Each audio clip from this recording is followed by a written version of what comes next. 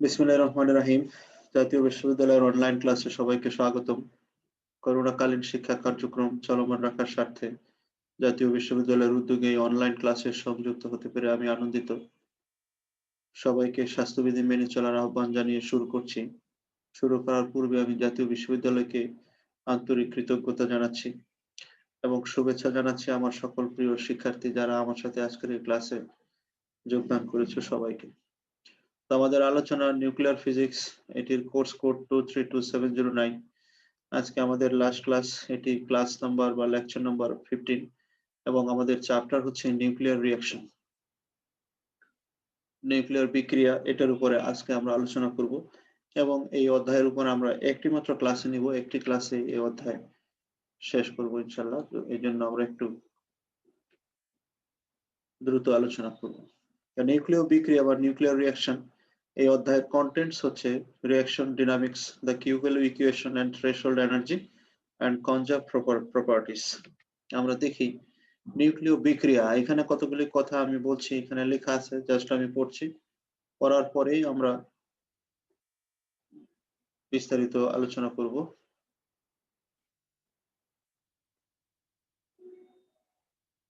এটা তো আবার কারা জানি অ্যাড হতে চাচ্ছে, এই জন্য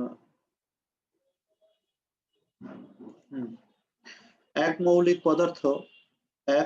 পদার্থকে অন্য মৌলিক পদার্থে রূপান্তরিত করাকে মৌলান্তর বা জাত্যান্তর বা ট্রান্সমিউটেশন বলা হয়। এখন এক মৌলকে অন্য মৌলে রূপান্তর কিভাবে করা হবে, বা এক মৌলের সাথে আরেক মৌলের পার্থক্য কোথায়? এক মৌলের সাথে আরেক মৌলের মূলত পার্থক্য হচ্ছে প্রোটন নম্বরে। যে প্রোটন সংখ্যা যদি চেঞ্জ হয়ে যায় তাহলে এই মৌলটি অন্য মৌলে রূপান্তরিত হয়ে যায়। প্রাকৃতিক তেজস্ক্রিয়তা মৌলান্তরের একটি দৃষ্টান্ত। আমরা দেখেছি তেজস্ক্রিয়তার যে সিরিজগুলো আছে, uranium series, actinium series, thorium series, এখানে তেজস্ক্রিয় বিকিরণের মাধ্যমে পদার্থ এক মৌল থেকে অন্য মৌলে রূপান্তরিত হয়ে যায়। এই সেজন্যই বলা হয়েছে প্রাকৃতিক তেজস্ক্রিয়তা মৌলান্তরের একটি দৃষ্টান্ত। তেজস্ক্রিয়তা আবিষ্কারের পর উপলব্ধি হয় যে পরমাণুর স্বকীয় বৈশিষ্ট্য তার নিউক্লিয়াসে নিহিত এবং নিউক্লিয়াসকে কৃত্রিম উপায়ে ভাঙতে পারলে কৃত্রিম মৌলান্তর সম্ভব। লর্ড রাদারফোর্ড সর্বপ্রথম তেজস্ক্রিয় উপাদান থেকে নির্গত আলফা কণার প্রচন্ড গতিবেগ লক্ষ্য করে আলফা কণাকে নিউক্লিয়াস ভাঙার হাতিয়ার হিসেবে ব্যবহার করার সিদ্ধান্ত নেন। অনেক পরীক্ষা নিরীক্ষার পর তিনি 1911 সালে সর্বপ্রথম কৃত্রিম উপায়ে মৌলিক পদার্থের রূপান্তর ঘটান। কি সেই বিক্রিয়া ছিল আমরা একটু দেখি। তিনি পোলোনিয়াম 94-214 থেকে নির্গত 7.68 মেগা ইলেকট্রন ভোল্ট শক্তি সম্পন্ন আলফা কণা দ্বারা নাইট্রোজেন নিউক্লিয়াসের সংঘাত ঘটান। দেখো একটু রিঅ্যাকশনটা নিচে আসে। এতে অত্যন্ত অল্প সময়ে 10⁻⁻15 সেকেন্ড সময়ে আলফা কণা নাইট্রোজেন নিউক্লিয়াস থেকে একটি প্রোটনকে বের করে দিয়েছে এবং নাইট্রোজেন নিউক্লিয়াস নিজে অক্সিজেন নিউক্লিয়াসে পরিণত হয়েছে। বিক্রিয়াটির নিম্নরূপ। তাহলে আমরা এখানে দেখছি আলফা কণা মানে হচ্ছে হিলিয়াম নিউক্লিয়াস, এর মধ্যে দুটো প্রোটন আছে আর দুইটি নিউট্রন আছে। এটি এই নাইট্রোজেন নিউক্লিয়াসের সাথে সংঘর্ষে লিপ্ত হয়েছে, সময় অত্যন্ত কম, 10⁻⁻15 সেকেন্ড। তাহলে রিঅ্যাকশন করে বা তার সাথে সংঘর্ষে লিপ্ত হয়ে এখান থেকে একটা প্রোটন বের করে দিয়েছে। এই যে একটা প্রোটন, মানে হাইড্রোজেনের নিউক্লিয়াসকে বলা হয় একটা প্রোটন, 1H1, আর এখানে আসে দুইটি প্রোটন। তাহলে দুইটা আর হলো 7টা হওয়ার কথা 9টা থেকে এখানে একটা রয়ে গেল আর বাকি রইল 8টা। তাহলে 8টি প্রোটন বিশিষ্ট যে মৌল সেটি হচ্ছে অক্সিজেন। R 17 and 1 18, 14 and 4 18। তার মানে বিক্রিয়ার সমতা বিধান হলো, অর্থাৎ আমরা এখানে বলতে পারি যে আলফা কণা নাইট্রোজেনের সাথে রিঅ্যাকশন করে একটি প্রোটন বের করে দিল আর নাইট্রোজেন নিউক্লিয়াসটি এখন অক্সিজেন নিউক্লিয়াসে পরিণত হলো, অর্থাৎ একটি মৌল অন্য মৌলে রূপান্তরিত হলো এবং এটি তিনি করেছেন কৃত্রিম উপায়, প্রাকৃতিক উপায় নয়। নিউক্লিয় বিক্রিয়া হলো এমন একটি প্রক্রিয়া যেখানে 10⁻⁻15 সেকেন্ড বা তারও কম সময়ে একটি নিউক্লিয়াস অন্য একটি নিউক্লিয়াসের সাথে বিক্রিয়া করে একটি প্রাথমিক কণা বা প্রোটন উৎপন্ন করে এবং এক বা একাধিক নিউক্লিয়াস উৎপন্ন করে, যেটা বলা হয়েছে অতি অল্প সময়ে একটি নিউক্লিয়াস অন্য একটি নিউক্লিয়াসের সাথে বিক্রিয়া করে। যেমন এখানে এই যে নাইট্রোজেন, এটা একটা নিউক্লিয়াস, আর এটা হচ্ছে হিলিয়াম নিউক্লিয়াস বা আলফা কণা যেটা বলা হয়, বিক্রিয়া করে একটি মৌলিক কণা বের করে, আর এক বা একাধিক নতুন নিউক্লিয়াস, এখানে আমরা একটি মাত্র নিউক্লিয়াসকে দেখতে পাচ্ছি, কোনো ক্ষেত্রে একাধিক নিউক্লিয়াসও নির্গত হয়। অধিকাংশ নিউক্লিয় বিক্রিয়ায় বর্তমানে হালকা কণা যেমন neutron, proton, deuteron, tritium, helium ion, electron, meson, photon ইত্যাদির সাথে বিক্রিয়া করে। মানে এই সব যেগুলো আমরা এখানে বললাম, এদেরকে দিয়ে নিউক্লিয়ার বিক্রিয়া সংঘটিত হয়ে থাকে অধিকাংশ নিউক্লিয় বিক্রিয়া, সবগুলো না, অধিকাংশ। সকল প্রকার নিউক্লিয়ার বিক্রিয়াকে নিম্নলিখিত সমীকরণের মাধ্যমে প্রকাশ করা যায়। x plus capital X plus small y plus capital Y, সংক্ষেপে এখানে ব্র্যাকেটে হচ্ছে স্মল x স্মল y, আর বাম পাশে লেফট সাইড ক্যাপিটাল X, আর ডান পাশে হচ্ছে ক্যাপিটাল Y। এখন এরা কি কি বোঝায়?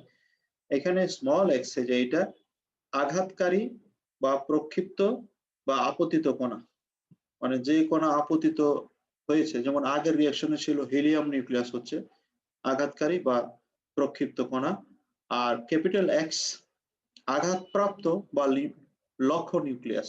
আমাদের আগের যে রিঅ্যাকশনটা আমরা দেখিয়েছিলাম সেখানে নাইট্রোজেন নিউক্লিয়াস হচ্ছে লক্ষ্য নিউক্লিয়াস, আর Y বিক্রিয়ায় উৎপন্ন বহির্গামী কণা, মানে এই বিক্রিয়া যেটা হয় আমাদের আগের যে রিঅ্যাকশন আমরা দেখিয়েছিলাম সেখানে প্রোটন হচ্ছে বিক্রিয়ায় উৎপন্ন বহির্গামী কণা, আর প্রক্ষিপ্ত নিউক্লিয়াস আমাদের আগের যে রিঅ্যাকশন আমরা দেখিয়েছিলাম সেখানে অক্সিজেন নিউক্লিয়াস হচ্ছে প্রক্ষিপ্ত নিউক্লিয়াস। তার মানে এই স্মল x হচ্ছে ইনসিডেন্ট পার্টিকেল যেটা এসে আপতিত হয়, আর এই capital X and capital Y indicates the nucleus, এটা হচ্ছে লক্ষ্য নিউক্লিয়াস, আর এটা হচ্ছে পরে যে নিউক্লিয়াসটা থেকে যাবে সেই নিউক্লিয়াস, আর এটা হচ্ছে আপতিত কণা বা প্রক্ষিপ্ত কণা, আর এটা হচ্ছে আপতনের ফলে নিউক্লিয়ার রিঅ্যাকশনের ফলে যে কণা উৎপন্ন হয় সেটি।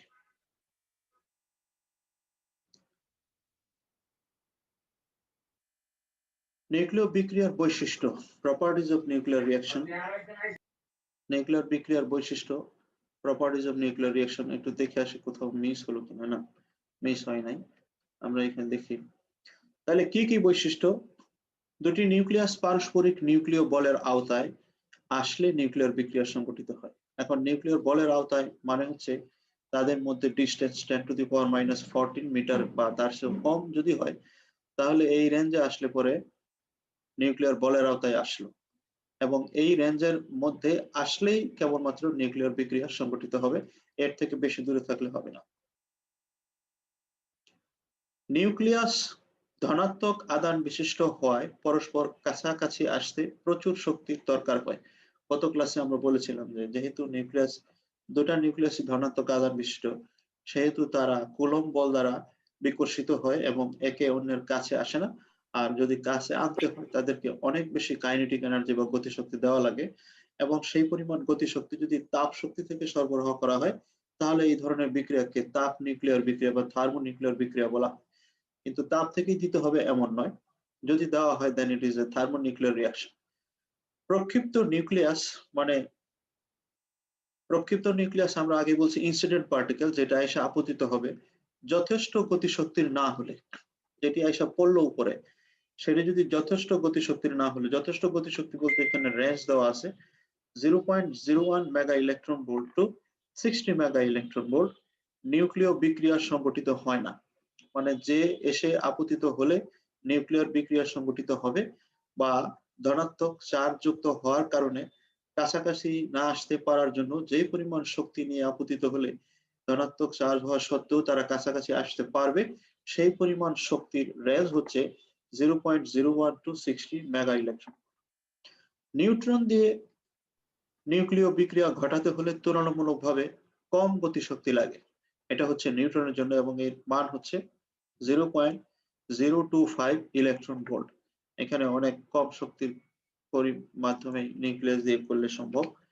নেক্সট, তেজস্ক্রিয় পদার্থ, ত্বরণ যন্ত্র এবং নবরশ্মি হতে উচ্চ শক্তির নিউক্লিয় কণা সমূহকে কোনো লক্ষ্যবস্তুর উপর আপতিত করে নিউক্লিয় বিক্রিয়া ঘটাতে হয়। তেজস্ক্রিয় পদার্থ ত্বরণ যন্ত্র, অ্যাক্সিলারেটর বলা হয় এটা। অ্যাক্সিলারেটর থেকে যে কণা বের হয় তার অনেক কাইনেটিক এনার্জি থাকে। এবং নবরশ্মি হতে উচ্চ শক্তির নিউক্লিয় কণা সমূহকে কোনো লক্ষ্যবস্তুর উপর আপতিত করে নিউক্লিয়ার রিঅ্যাকশন ঘটানো সম্ভব হয়। নিউক্লিয় বিক্রিয়া দ্বারা এক জাতীয় মৌলিক পদার্থ অন্য জাতীয় মৌলিক পদার্থে রূপান্তরিত হয়ে যায়। নিউক্লিয় বিক্রিয়ার সাহায্যে পারমাণবিক শক্তি অর্জন সম্ভব। আমরা এগুলো যা বলতেছি এগুলো সবই হচ্ছে নিউক্লিয়ার রিঅ্যাকশনের বৈশিষ্ট্য।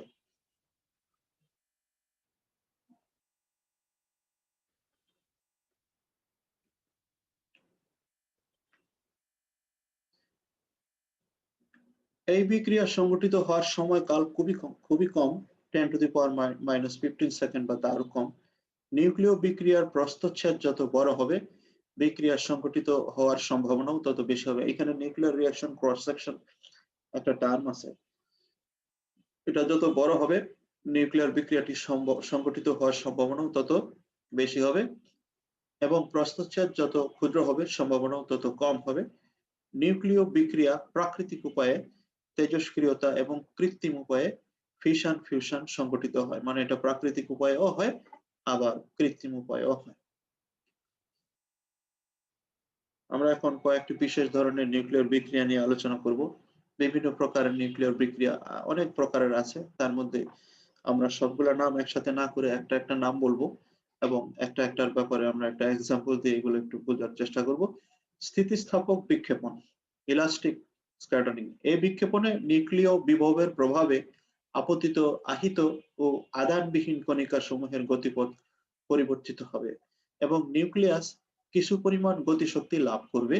যদি লক্ষ্য নিউক্লিয়াস ভূমি অবস্থায় সেই ক্ষেত্রে সম্পূর্ণ ব্যবস্থার অর্থাৎ বিক্ষেপণ উত্তর কণিকা ও চূড়ান্ত নিউক্লিয়াসের গতিশক্তি হবে প্রারম্ভিক গতিশক্তি বা আপতিত গতিশক্তির সমান।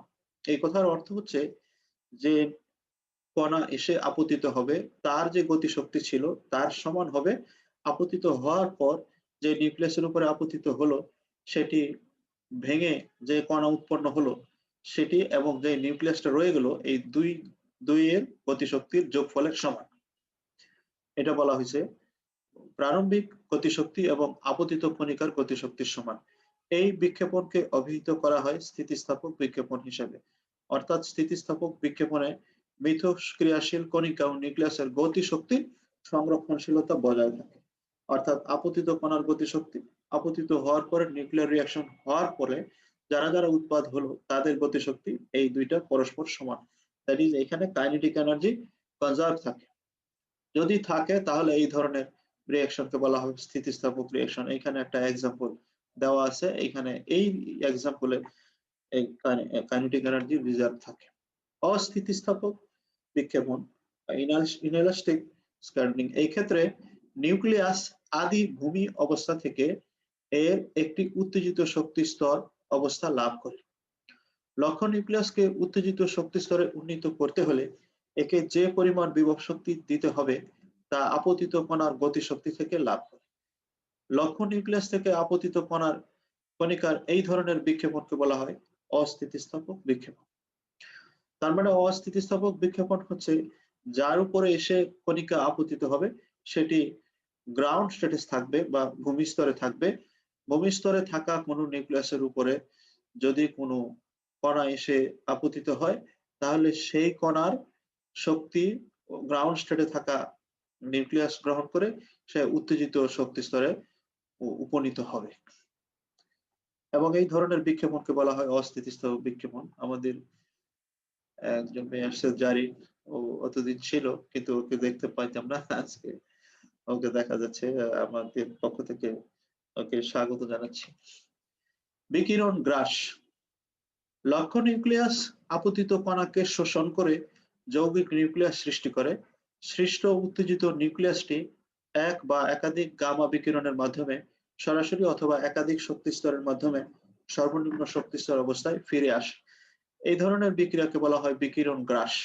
আমরা আলফা অথবা বিটা কণার ক্ষেত্রে, বিটা রশ্মির ক্ষেত্রে দেখিয়েছিলাম, না আলফার ক্ষেত্রে দেখিয়েছিলাম যে একটি উত্তেজিত নিউক্লিয়াস আলফা বিকিরণ নিঃসরণের মাধ্যমে উত্তেজিত স্তরে থেকে যায় এবং এই উত্তেজিত স্তর থেকে এক বা একাধিক শক্তি স্তর হয়ে হয়ে শেষ পর্যন্ত গ্রাউন্ড স্টেটে চলে যায়। এই বিক্রিয়াটিও ঠিক তাই, যে যৌগিক নিউক্লিয়াস সৃষ্টি করে সৃষ্ট উত্তেজিত যে নিউক্লিয়াস আছে সেটি এক বা একাধিক গামা বিকিরণের মাধ্যমে সরাসরি অথবা একাধিক শক্তি স্তরের মাধ্যমে সর্বনিম্ন শক্তি স্তর অবস্থায় ফিরে আসে। এখানে একটা এক্সাম্পল আছে, এই যে nitrogen plus hydrogen is equal to 0 oxygen 15 star, এখানে স্টার দিতে হয় যৌগিক নিউক্লিয়াস দেখানোর জন্য। এটি এখন অক্সিজেন 15 আর এখান থেকে নিঃসরিত হলো গামা বিকিরণ। যেহেতু গামা আলফা বিটার মতো পারমাণবিক সংখ্যা বা ভর সংখ্যার কোনো পরিবর্তন ঘটাতে পারে না, সেই জন্য অক্সিজেন 15 এখানে 15 রয়ে গেছে। এবং এই ধরনের বিক্রিয়াকে বলা হয় বিকিরণ গ্রাস। এটা আমাদের তৃতীয় টাইপের বিক্রিয়া। আলফা কণার সাহায্যে বিক্রিয়া। এই বিক্রিয়ায় লক্ষ্য নিউক্লিয়াস আপতিত কণাকে, যেহেতু আলফা কণার সাহায্যে বিক্রিয়া, অবশ্যই আপতিত কণা আলফা কণাই হবে, তাহলে এই বিক্রিয়ায় লক্ষ্য নিউক্লিয়াস আপতিত কণাকে বা আলফা কণাকে শোষণ করে এবং ভিন্ন ধরনের কণা নির্গত করে ও লক্ষ্য নিউক্লিয়াসটি পরিবর্তিত হয়ে অন্য নিউক্লিয়াসে পরিণত হয়ে যায়। যেমন এখানে আছে হলো বেরিলিয়াম 9, এই যে আলফা মানে হচ্ছে হিলিয়াম 4, হিলিয়াম 4 বা আলফা এই বেরিলিয়াম 9 এর উপরে আপতিত হয়ে এটাকে করে ফেলেছে কার্বন, আর এখান থেকে নির্গত হয়েছে হলো নিউট্রন। তাহলে এখন তুমি হিসাব করলে এই ব্যালেন্স পাবা এবং রিঅ্যাকশন লেখার নিয়ম অনুসারে এই যে এইভাবে লেখা যায় বেরিলিয়াম, আর যেটা আপতিত হয়েছে হিলিয়াম এটা হচ্ছে alpha, it's a symbol of alpha, এটা তো এক্স্যাক্টলি হয়নি। আর আরেকটা যেটা উৎপন্ন হয়েছে সেটা হচ্ছে নিউট্রন, আর নিউক্লিয়াসটি হচ্ছে কার্বন 12 এখানে দেখানো হয়েছে। এবং এটা হচ্ছে আলফা কণার সাহায্যে বিক্রিয়া। ফটো নিউক্লিয় বিক্রিয়া। ফটো মানে হচ্ছে ফোটন, ফোটন মানে হচ্ছে গামা রশ্মি। শক্তিশালী ফোটন সংঘর্ষের দ্বারা কোন কোন লক্ষ্য নিউক্লিয়াস থেকে নিউক্লিয়ন বা নিউক্লিয়ন সমষ্টি উৎক্ষিপ্ত করাকে ফটো নিউক্লিয় বিক্রিয়া বলা হয়। অর্থাৎ যে আপতিত হবে যে সেটি হচ্ছে ফোটন। ফোটন মানে হচ্ছে ভিজিবল রেঞ্জ হতে পারে, আর যদি শক্তি আরো বেশি হয় তাহলে এক্স রে, যদি আরো বেশি হয় তাহলে গামা রে। তো আমরা এখানে গামা রে ধরছি, এই যে এটা হচ্ছে ডিউটেরিয়াম, এই যে 1H2 ডিউটেরিয়াম। ইনসিডেন্ট পার্টিকেল হচ্ছে gamma, that is photon. Gamma যখন আপতিত হলো তখন একটা হাইড্রোজেন আর একটা নিউট্রন আলাদা হয়ে গেল। দেখো হাইড্রোজেন 1 আর নিউট্রন 1 হচ্ছে 2, আর এখানে নিচে অ্যাটমিক নম্বর লেখা হয়নি। এই আর আমরা রিঅ্যাকশন লেখার নিয়ম অনুযায়ী যদি লিখি তাহলে লিখতে পারি যে H2 গামা হচ্ছে ইনসিডেন্ট পার্টিকেল আর উৎপাদ হচ্ছে নিউট্রন আর নেক্সট নিউক্লিয়াস হচ্ছে হাইড্রোজেন। এটা হচ্ছে ফটো নিউক্লিয় বিক্রিয়া। অর্থাৎ ফোটনের সাহায্যে যদি কোনো নিউক্লিয় বিক্রিয়া সংঘটিত করা হয় তাহলে এই বিক্রিয়াকে বলা হয় ফটো নিউক্লিয় বিক্রিয়া। বহুকায়া বিক্রিয়া। যখন আপতিত কণার গতিশক্তি বেশি হয় তখন লক্ষ্য নিউক্লিয়াস থেকে 2 বা ততোধিক কণা বেরিয়ে আসে। যদি এনার্জি বেশি হয় তাহলে এটা ভেঙে শুধু দুই বা তারও বেশি বের হয়ে আসতে পারে। যদি এই ধরনের ঘটনা ঘটে তাহলে এটাকে বলা হয় বহুকায়া বিক্রিয়া। যেমন ইনসিডেন্ট নিউক্লিয়াস হচ্ছে এক্স আর আপতিত কণা হচ্ছে স্মল এক্স, আর যারা বের হয়ে আসতেছে তারা হচ্ছে Y1 Y2 Y3, আর রেসিডুয়াল নিউক্লিয়াস হচ্ছে ক্যাপিটাল Y। এবং এখানে বলা আছে যে Y1 Y2 Y3 ইত্যাদি বিভিন্ন ধরনের বহির্গামী কণা। আর আপতিত কণা হচ্ছে স্মল এক্স, আপতিত যে লক্ষ্য নিউক্লিয়াস হচ্ছে ক্যাপিটাল এক্স, আর যে নিউক্লিয়াস রয়ে গেল সেটা হচ্ছে ক্যাপিটাল ওয়াই। তাহলে বহুকায়া গেল। ফিশন বা বিভাজন বিক্রিয়া, এটার উপরে তো আমরা দুইটা ক্লাসই নিয়ে নিলাম। ফিশন বা বিভাজন বিক্রিয়া এটা গত ক্লাসে আমরা বলেছি। তারপরে আমরা এখানে বলি আবার সঠিক গতির নিউট্রন, গামা রশ্মি প্রভৃতি যখন ইউরেনিয়ামের মতো ভারী নিউক্লিয়াসকে আঘাত করে তখন এটি সম্পূর্ণরূপে ভেঙে প্রধান দুটি অংশে বিভক্ত হয় এবং প্রচন্ড পারমাণবিক শক্তি উৎপন্ন করে। নিউক্লিয়াসের এই ধরনের বিভাজনকে নিউক্লিয়ার ফিশন বলা হয়। অর্থাৎ নিউট্রন বা গামা রশ্মি আপতিত হলো কোনো ভারী নিউক্লিয়াসের উপরে এবং সেটি ভেঙে প্রায় কাছাকাছি ভরের দুইটা অংশে বিভক্ত হয় এবং প্রচন্ড পারমাণবিক শক্তি বের হয়। এটাকে বলা হয় হলো ফিশন। এখানে আমাদের দেওয়া আছে এই যে নিউট্রন এসে আপতিত হলো ইউরেনিয়ামের উপরে, ইউরেনিয়াম এখানে একটা কম্পাউন্ড নিউক্লিয়াস ফর্ম করলো, এটা ভেঙে এই যে হলো হচ্ছে barium 56 141, krypton 36 92 and 3 neutrons plus energy. এবং এই বিক্রিয়াকে বলা হয় ফিশন বা বিভাজন বিক্রিয়া। এটা যে এইভাবে হবে তা না, আমরা কিন্তু বলেছিলাম যে এটা এই ফরম্যাটে না হয়ে অন্য আরেকটা ফরম্যাট আছে, সেইভাবেও হতে পারে। আমাদের একটা মেয়েকে নতুন দেখা যাচ্ছে, জান্নাতুল রিদি। ও ক্লাস করতো কিন্তু দেখা যেত না, আজকে দেখা যাচ্ছে।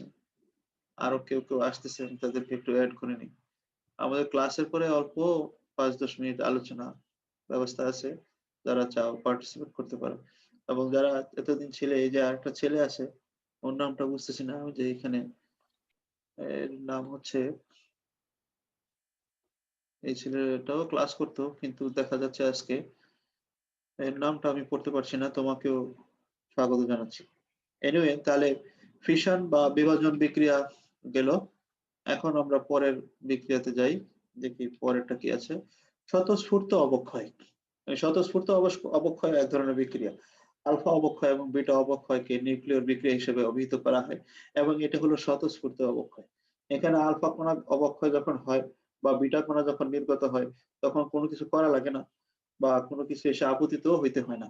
আমরা নিউক্লিয়ার চেইনের মধ্যে দেখে আসছি যে আলফা এবং বিটা ক্ষয়ের মাধ্যমেই এক মৌল অন্য মৌলে রূপান্তরিত হয় এবং এই ক্ষেত্রে আমাদের কিছুই করতে হয় না এবং ইট অকার্স ন্যাচারালি, প্রাকৃতিকভাবে এটা হয়ে থাকে। এইজন্য এটাকে বলা হয় স্বতঃস্ফূর্ত অবক্ষয়। প্রাথমিক কণা বিক্রিয়া। এই ধরনের বিক্রিয়াতে নিউক্লিয়াসের পরিবর্তে প্রাথমিক কণা যুক্ত থাকে। আঘাতকারী কণা, লক্ষ্যবস্তু, নির্গত কণা ইত্যাদি প্রাথমিক কণা হয়। যেমন আমরা বলছিলাম নিউক্লিয়ার রিঅ্যাকশন হচ্ছে নিউক্লিয়াস নিউক্লিয়াস, কিন্তু এখানে বলা হচ্ছে নিউক্লিয়ার রিঅ্যাকশন হচ্ছে প্রাথমিক কণা প্রাথমিক কণা। যেমন উদাহরণ হচ্ছে proton plus proton is equal to proton plus neutron plus pi meson, pi plus, এটা হচ্ছে পাই একটা সিম্বল আমি আনতে পারিনি, যার জন্য এখানে এইভাবে দেওয়া হয়েছে। প্রোটন একটা elementary particle, another proton another elementary particle, যা প্রডিউস করলো প্রোটন প্লাস নিউট্রন, এরাও প্রাথমিক কণা। আর এখানে হলো পাই প্লাস, এবং এই ধরনের বিক্রিয়াকে বলা হয় প্রাথমিক কণা বিক্রিয়া। ভারী আয়ন বিক্রিয়া। ভারী আয়ন বলতে সাধারণত আলফা কণা অধিক ভর বিশিষ্ট পারমাণবিক আয়নকে বোঝায়। ভারী আয়ন বলতে আলফা কণা এবং অধিক ভর বিশিষ্ট পারমাণবিক।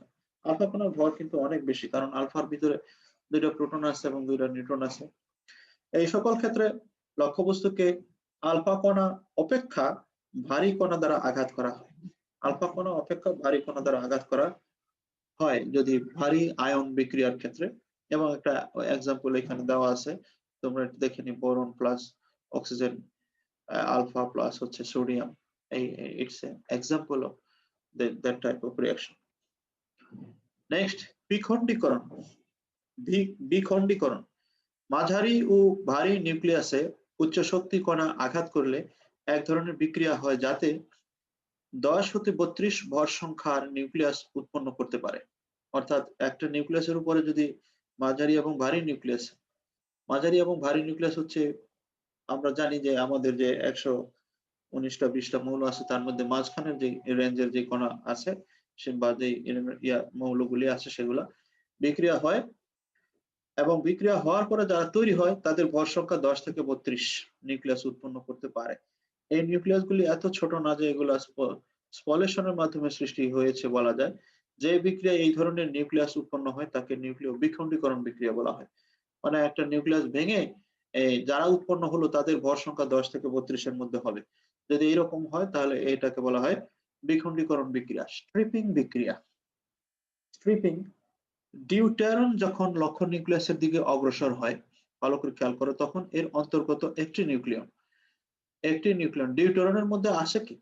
ডিউটেরন বলো, ডিউটেরন মানে হচ্ছে হাইড্রোজেন হচ্ছে যদি একটি প্রোটন থাকে শুধুমাত্র। আর আমাদের টাইম বেশি নাই, প্রথম দিকে আমাদের সময় চলে যায়, আস্তে আস্তে যাই হোক এগুলা বলে তোলাম না, কারণ আমরা তো শেষ পর্যায়ে চলে আসছি। আজকে আমাদের শেষ ক্লাস, তোমাদের সাথে পরে কথা বলবো, ঠিক আছে? ডিউটেরন যখন লক্ষ্য নিউক্লিয়াসের দিকে অগ্রসর হয় তখন এর অন্তর্গত একটি নিউক্লিয়ন লক্ষ্য নিউক্লিয়াসের সাথে যুক্ত হয়ে একটি নতুন নিউক্লিয়াস তৈরি করে। একটা নিউক্লিয়ন, ডিউটেরনের মধ্যে প্রোটন আছে নিউট্রন আছে, এর মধ্যে যে কোনো একটি যুক্ত হয়ে একটা নতুন নিউক্লিয়াস তৈরি করে এবং অবশিষ্ট নিউক্লিয়াসটি বিক্ষিপ্ত হয়ে চলে যায় এবং একে স্ট্রিপিং বিক্রিয়া বলে।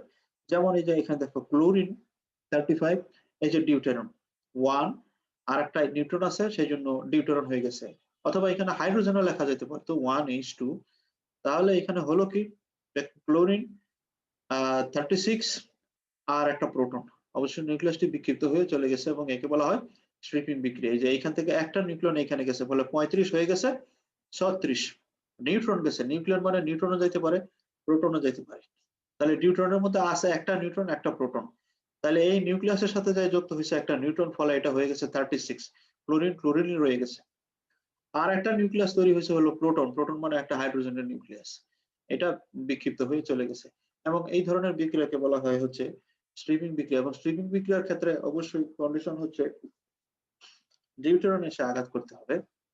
পিক আপ বিক্রিয়া, এই ক্ষেত্রে আপতিত একটি প্রোটন লক্ষ্য নিউক্লিয়াস থেকে একটি নিউট্রন তুলে নিয়ে, বা একটি আপতিত নিউট্রন লক্ষ্য নিউক্লিয়াস থেকে একটি প্রোটন তুলে নিয়ে এক ধাপে যথাক্রমে প্রোটন ডিউটেরন ও নিউট্রন ডিউটেরন বিক্রিয়া ঘটাতে পারে। এই ধরনের বিক্রিয়াকে পিক আপ বিক্রিয়া বলা হয়। মানে একটা প্রোটন নিউট্রন তুলে নেয়, অথবা একটা নিউট্রন প্রোটন তুলে নিয়ে যায়।